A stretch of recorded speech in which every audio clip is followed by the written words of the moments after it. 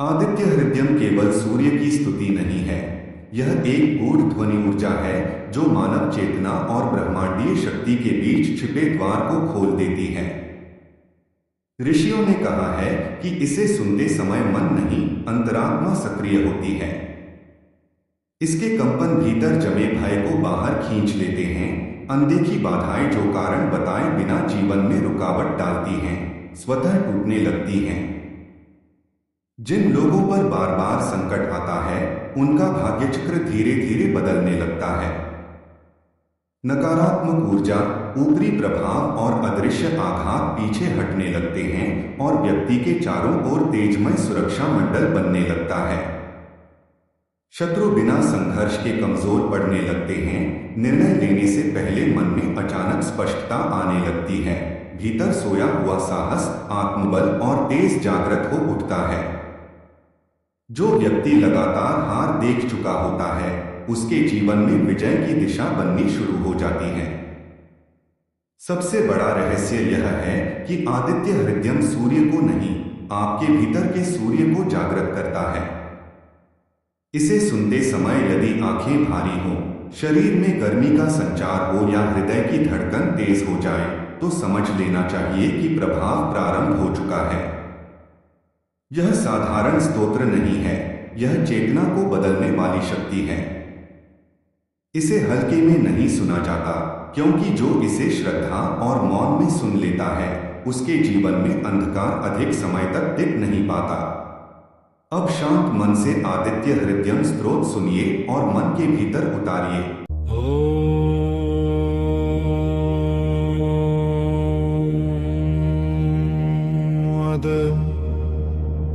ततो युद्धपरिश्रान्तं समरे चिन्तया स्थितम् रावणं चाग्रतो दृष्ट्वा युद्धाय समुपस्थितम् दैवतैश्च समागम्य द्रष्टुमभ्यागतो रणम् उपागम्याब्रवीद्राममगस्त्यो भगवान् ऋषिः।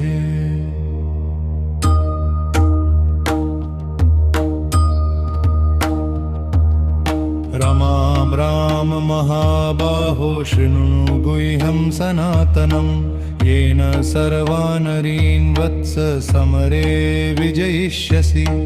आदित्यहृदयं पुण्यं सर्वशत्रुविनाशनं जयावहं जपेन्नित्यम् अक्षय्यं परमं शिवं। सर्वमङ्गलमाङ्गल्यं सर्वपापप्रणाशनं चिन्ताशोकप्रशमन्मायुवर्धनमुत्तमम् रश्मिमन्तं समुद्यन्तं देवासुरनमस्कृतं पूजयस्व विवस्वन्तं भास्करं भुवनेश्वरं। सर्वदेवात्मको ह्येष तेजस्वी रश्मिभावनः एष देवासुरगणान् लोकान् पाति गभस्तिभिः।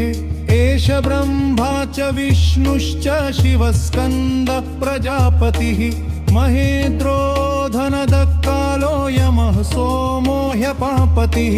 पितरो वसवः साध्या अश्विनो मरुतो मनुः वायुर्वह्निः प्रजा प्राणऋतुकर्ता प्रभाकरः। आदित्य सविता सूर्य खग पूषा गभस्तिमान् सुवर्णस्त्रिशोभानिर्हिरण्यरेता दिवाकरः। हरिदश्वसहस्रार्चिः सप्तसप्तिर्मरीचिमान् तिमिरोन्मथन शम्भुस्त्वष्टमार्तण्ड अंशुमान्। हिरण्यगर्भः शिशिरस्तपनो भास्करो रविः अग्निगर्भोदिते पुत्रः शङ्खः शिशिरनाशनः। व्योमनाथस्तमो भेदी यजुस्सामपारगः घनवृष्टि अपां मित्रो विन्धवेथि प्लवङ्गमः आतपी मण्डली मृत्युपिङ्गलः सर्वतापनः कविर्विश्वो महातेजा रक्तः सर्वभवोद्भवः नक्षत्रग्रहताराणामधिपो विश्वभावनः तेजसामपि तेजस्वी द्वादशात्मा नमोऽस्तु ते तमः पूर्वाय गिरे पश्चिमायाद्रये नमः ज्योतिर्गणानां पतये दिनाधिपतये नमः जयाय जयभद्राय हर्यश्वाय नमो नमः नमो नमः सहस्रांशो आदित्याय नमो नमः नमो उग्राय वीराय